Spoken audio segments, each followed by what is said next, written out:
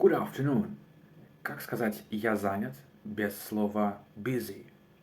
Let's get started. Number one. I'm swamped.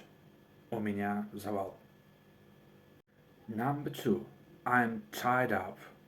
Я занят, у меня сейчас связаны руки. Number three. I'm overloaded. У меня перегруз. Number four. I've got a lot on my plate. У меня сейчас много дел.